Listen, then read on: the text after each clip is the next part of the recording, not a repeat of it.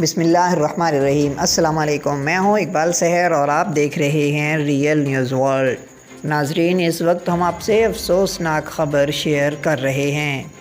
شمالی وزیرستان میں دہشت گردوں کی فائرنگ سے سپاہی شہید۔ اطلاعات کے مطابق شمالی وزیرستان میں سیکیورٹی فورسز اور دہشت گردوں میں فائرنگ کے تبادلے میں ایک سپاہی شہید ہو گیا۔ پاک فوج کے شعبہ تعلقات عامہ ISPR کے مطابق شمالی وزیرستان کے ضلع شام میں دہشت گردوں کے ساتھ سیکیورٹی فورسز کی جھڑپ ہوئی، جس کے نتیجے میں ایک سپاہی عصمت اللہ خان شہید ہو گئے۔ ISPR کے مطابق علاقے میں دہشت گردوں کے خاتمے کے لیے کلیئرنس آپریشن جاری ہے۔ فائرنگ کا واقعہ 13 اپریل کو پیش آیا۔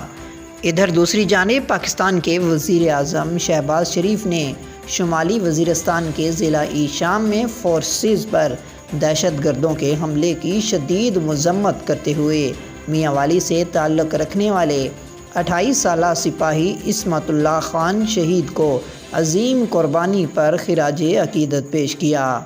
انہوں نے کہا کہ شہداء کا لہو پوری قوم پر فرض ہے، ہم اس کی بوند بوند کا حساب لیں گے۔ وزیر اعظم شہباز شریف کا مزید کہنا تھا کہ پوری قوم مادر وطن کے تحفظ اور سلامتی کا فرض ادا کرنے والے بیٹوں کو سلام پیش کرتی ہے۔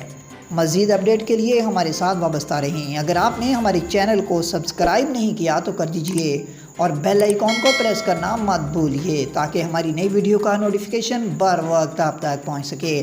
کامنٹ باکس میں اپنے خوبصورت خیالات کا اظہار کیجئے۔